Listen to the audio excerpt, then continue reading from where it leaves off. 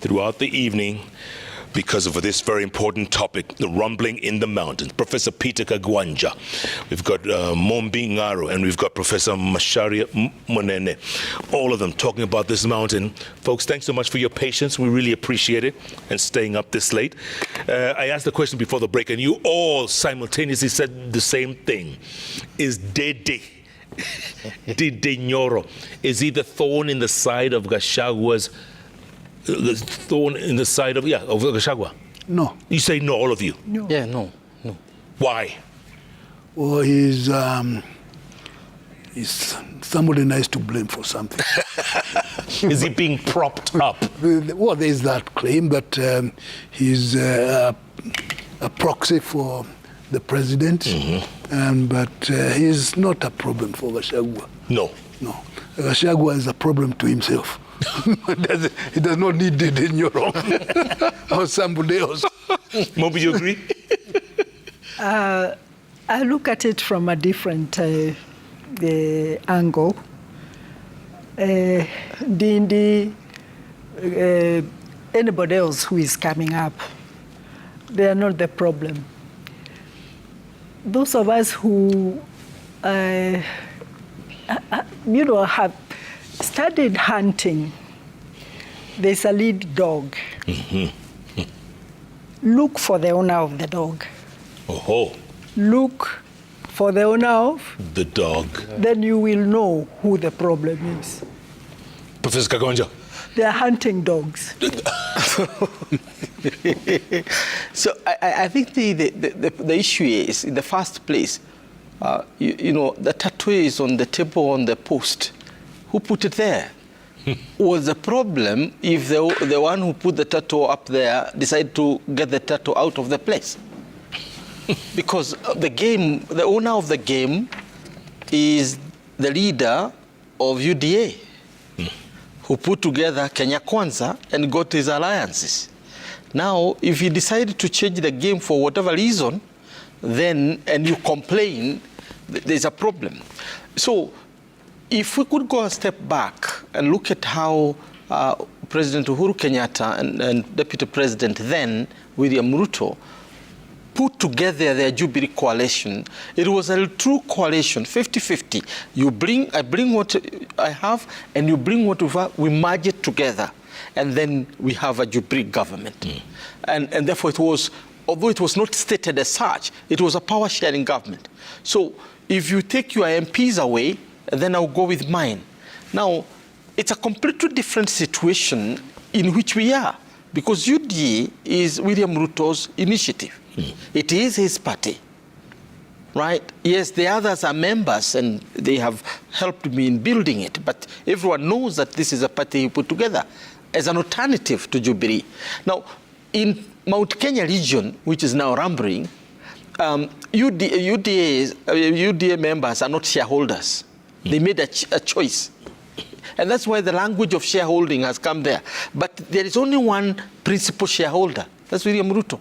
So if he decides to change his company in whichever way, that's the issue. Now, it defeats purpose to now move around the mountain and say that we have been removed, or we have 50-50 shares, or whatever. That's not the case. I think what we need to begin to talk about is, come 2027, where are we? Because that's the debate. It is not whether we have been kicked there or we are marginalized here and we are going to say enough is enough here. No. This is a sober debate. You retrace your steps and find where you made the mistake. You missed the turn.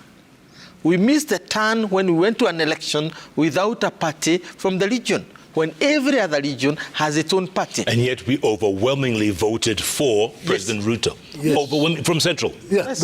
I mean, there was good reason for that. What was it? People were tired of Uhuru. Then. And they were very angry with Uhuru for whatever reason. And there were many reasons why they were angry. So the vote was an anti-Uhuru vote rather than anything else. Yeah. And the question that comes up is, why were people so angry with the president at the time? Because that anger has not disappeared. And some of it is now part of the rumblings we are getting. So at that time, people voted because they were angry with Uhuru for some reason. And we have not been able to decipher exactly what happened. And it is not enough to say that Ruto lied to people. That does not wash. So why did the mountain do that? But then, Prof, the mountain voted Uhuru Kenyatta as its spokesman. That's a statement, and that it was not in 2022. It was back in, in the early 2012 or thereabouts. And don't forget, and to save Uhuru and Ruto was to elect them. And in the process for the mountain, they said, okay, in this scenario, okay, Uhuru, we make you a spokesman. In the process of dealing with what? And part of the reason they made him that, because in the crisis that ensued, he was said to have done something to, respond to the crisis. He responded to the crisis, one way or the other. And that's when people identified him and said, he's the one. Why? Because he responded to the crisis. And that was it. So they've decided to rescue him from the Hague. And maybe something went wrong thereafter, but that's what happened. Did he forget that reality when he was president? And then people turn and say, wait a minute, what are you doing? We thought this and this and this. So that happened. Right now, we are talking about the lack of leadership, because there is no leadership in the mountain at present. Needs some courage, and we doubt whether there is. And some charisma is not bad. When you combine those things, and somebody comes in a crisis time, then people say, yeah, that's the one. That's the one. And then you will see the unity that we are talking about. Prof, I see you nodding. I have been elected bureaucratically and I am this position. Therefore, I am, this is what we call Pharisees of argument. And Pharisees are where you say, because it has 4 legs, it must be a cow. I mean, you can make that argument. If the male, so leadership is not announced like that proverbial tiger. It doesn't pronounce its tigritude. It just pounces. Yeah. Now here, what we are having here are young tigers who are simply saying, I'm a tiger. You don't announce it. Let's say it ourselves. Yeah. Folks, we're looking at live pictures from Washington, D.C. President William Ruto officially meeting President Biden on the state visit. Right there. Somewhere in the White House, somewhere in there. Maybe the Oval Office, I think. It's happening right now. Let's tune in, see if there's any sound. Let's take a listen. Palestinian state visit. Continue our conversation. Mombi, do you agree with what the profs have said? Leadership is not thrust, it has to just come out. I believe in a balanced, it can come and you can grow to be a leader. I have no reason to give credit to former President Uhuru Kenyatta. I never voted him even once. That's a fact. Even though you come from his county? Yeah, and we are friends. But I also know, and I talked about it from Yala, and I said to good people like these ones and politicians, then I said, it's very interesting.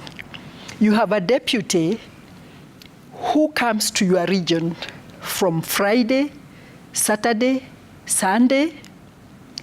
Every weekend, he is in Central Province campaigning for President Uhuru and making him strong in his region.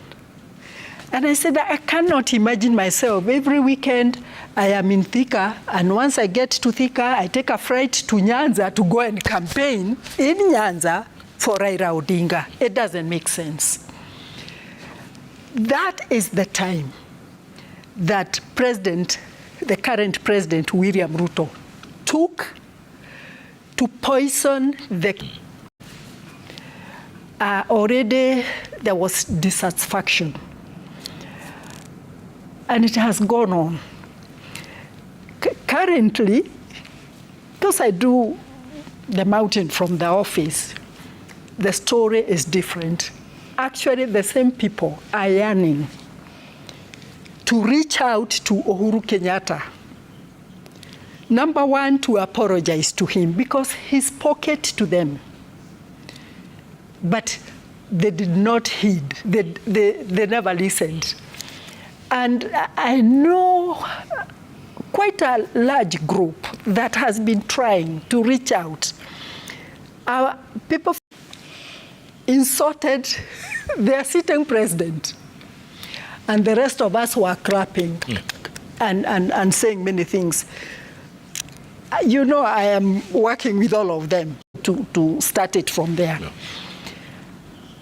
And I thought the current deputy president is a good student of those mistakes because he has repeated them, you know, without blinking.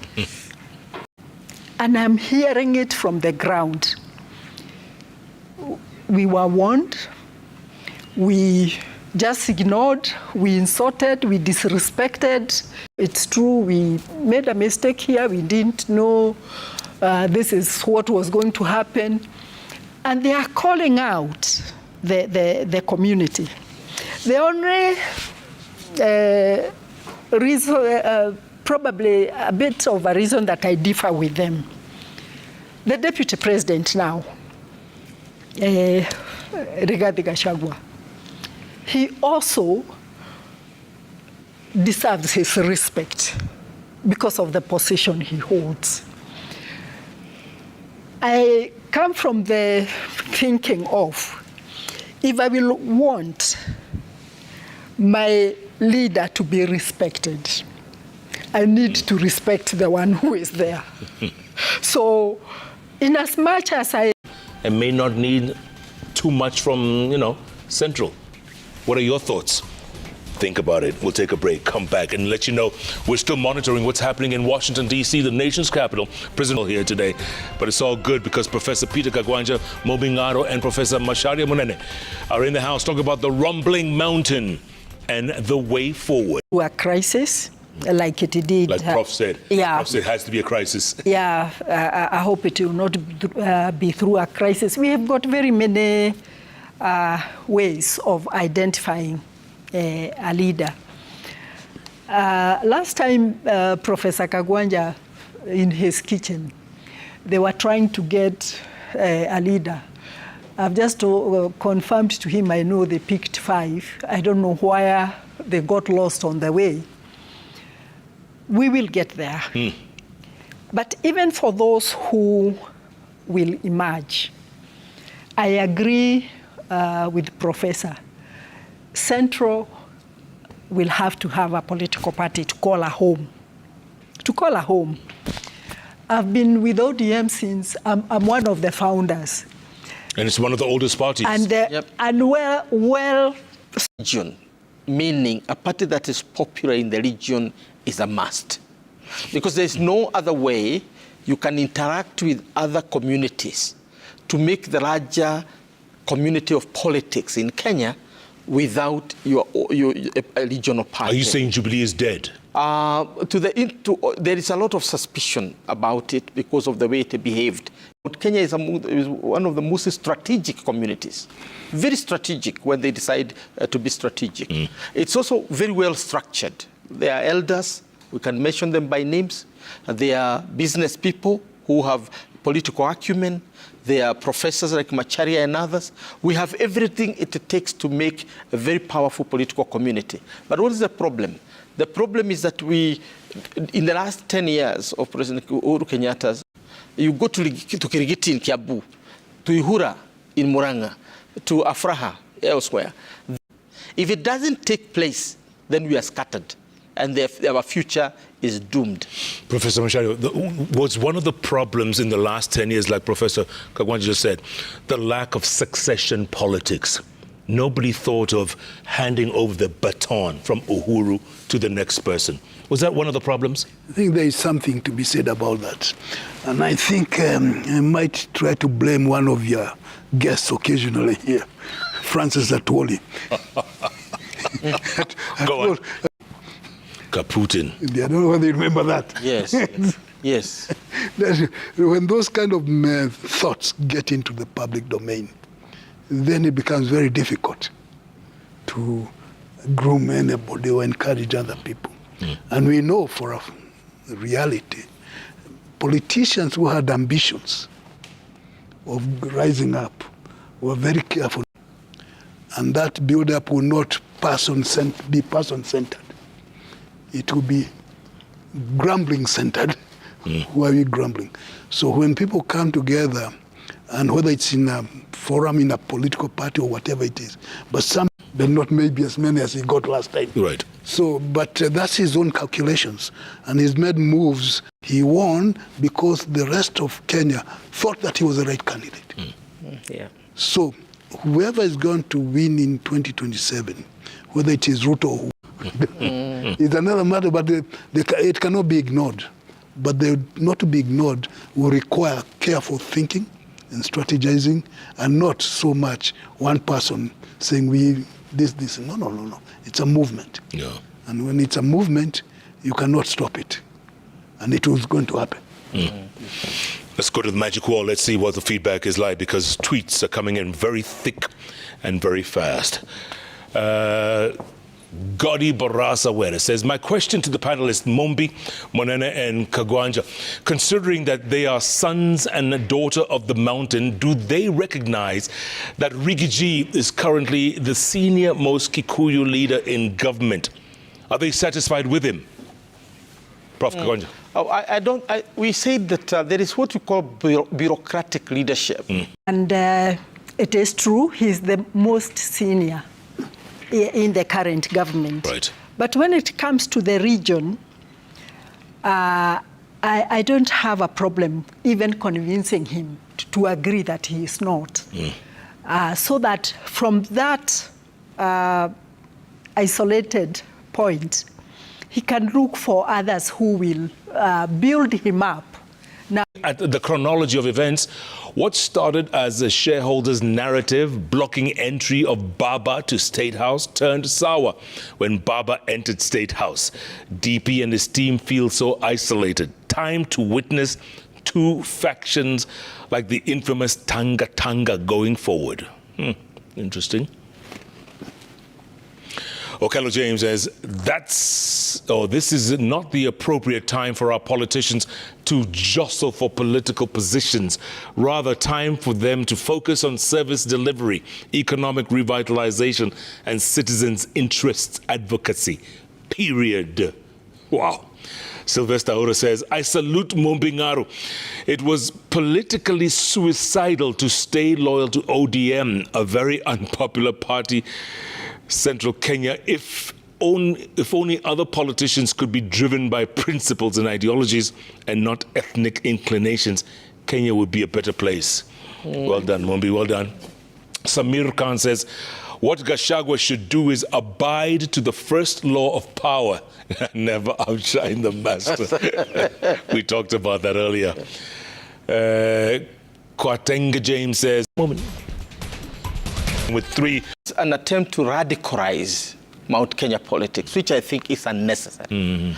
It's a mantra that was used in Mount Kenya politics, particularly by Azimio, in the lieu of the traditional hatred for Raila Odinga. Now he's a candidate. You look for something to rivet the politics of the people. The reality of the matter is, and I'm sure over time, the Mount Kenya people are going to break it down to what needs to be done. One sharing one vote is a problem for the whole. So 50 years. Now, when we discussed this within the constitutional framework, when we were setting the new constitution, we did not say that only land is going. Is the recognition of the poverty within the region. Kiandutu, other slums, Kagemi and others, we need them recognized as areas. Our semi-arid areas, the whole of Makuyu, Kabiti, and those parts of Roa Muranga. Those are semi-arid areas which are sometimes prone to drought and lack of food. Kieni in Nyeri, parts of Nyandarua, swords of person in the Rift Valley, particularly the arid areas, say you are attacking them. Yeah. And that's not very healthy. Now, the people who are doing this were not there in the constitutional making process. Paradise lost. We have created our own paradise in our own way, put our things together. Now, to announce that your campaign mantra is going to be, one man, one vote, it requires you to sit down and think what you are saying. Professor Macharia. About one man, one vote, one shilling is part of that political desperation to sound as if he cares about people in the mountain, because it's been used as a campaign slogan. So that's what he's doing, just trying to regain ground that he thinks he lost. Part of the country feeling marginalized. In fact, there's been called to redefine marginalization from what Professor Kawanja was there talking about, the marginalized areas in Kiandutwe and Mumbi's former places that you can see real serious poverty in the areas. And but when people talk about marginalization, they don't think of those areas. So the mantra of one man, one vote is a political statement. And I think it's very good.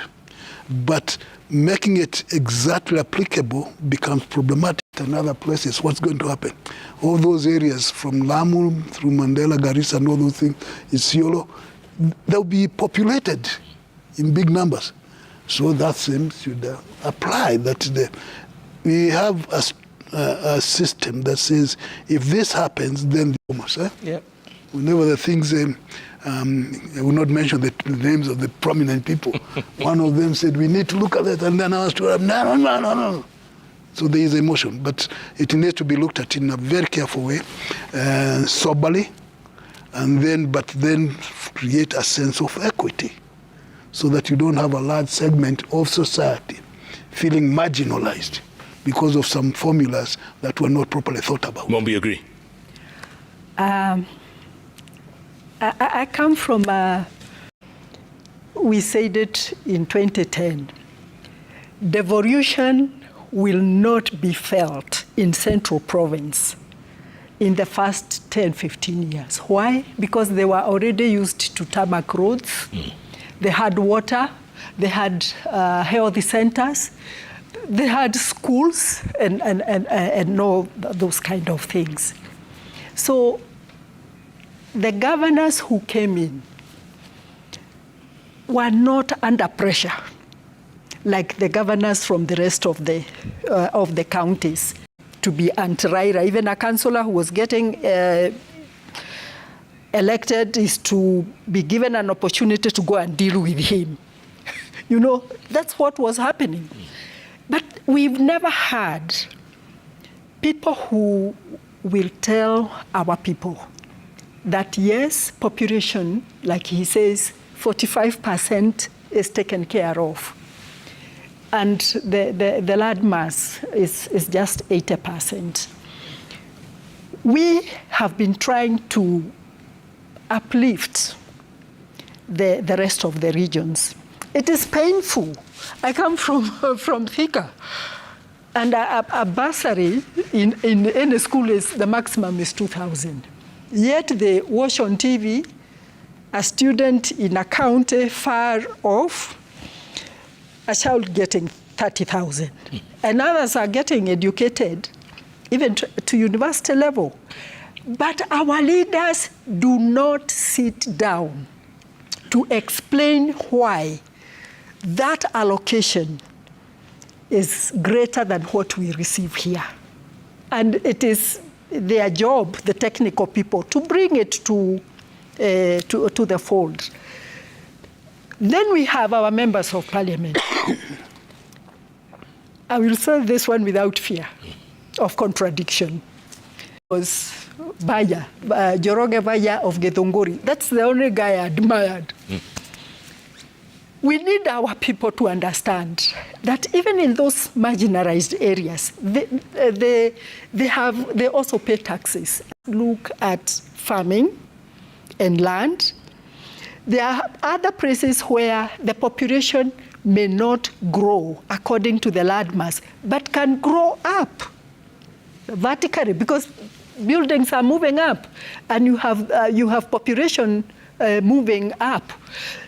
We need these experts and serious members of parliament to educate our people that the minute you start that, you are actually opening a can of worms. You'll be told that since 1963, with that sessional paper number 10, you have had schools, you've had hospitals. True. It is true, I am a beneficiary. If you are not, don't say it, but me, I'm a beneficiary. Let's think about those areas. There are regions, and that's what we should be helped as a country, to pick the areas. The urban poor in Kibera and the Bakassi and many other places, they are counted like they don't suffer, but they are suffering within a community that is thought to be wealthy. Look at the chart of wealthy counties. You'll get Kajiado topping. Kajiado is one of them. And you go there and you'll find something different because of the red bricks on top of houses, but they don't belong to the people who are there. So this is going to isolate the discussion. And like you say, somebody will say, we don't need central province. If I were in their team, thank God I'm not, I would tell them, divide, it's time for you to divide yourselves into groups. This unity business will not work. I was a victim of it in Arusha. I will tell you for sure. Yeah. Because I was the only Kikuyu. And somebody in Tanzania, something happened between Kenya and Tanzania. And a member of parliament from Tanzania stood up on the floor of the House, it's on the Hansard, and discussed Kenya, but isolated watoto wa Mumbi. Nobody wants to hear that. Yeah. Do it, sit down, and fit with the rest of the country. Because the gifts in you are bigger than that number you are talking about. I wish it doesn't become a mantra to replace the hatred of Raila Odinga. It is going to work against Central. But someone has to rise in the meantime. Yes. Between now and 2027. Yes. Mombingaro, Professor Peter Kagwanja, Professor Macharia Munene, thank you so much for your time. Thank you. Great conversation. We need to continue this. Yes. And like you said, we need Limuru 4. Yes. And 5. And before 2027? Yes. Yes. Wow. Yeah. And 5. Let's see if the mountain Call can it wake up something else. before then. Thank you so much for being a part of the show, folks. Remember, if it's Wednesday, it's all about those 3 letters on the keyboard that follow each other, JKL. Thanks so much for being a part of the show. In the meantime, I want to show you pictures from just a short moment ago. President William-Ruto in the nation's capital, actually at the White House. There he is, arriving at the White House, being met by President Joe Biden before they went in for some talks that happened a very short while ago. Those are the latest pictures right now. They're in talks, probably in the Oval Office. And they'll come out and they'll say a word or two. But this is the official state visit of President Ruto to the White House.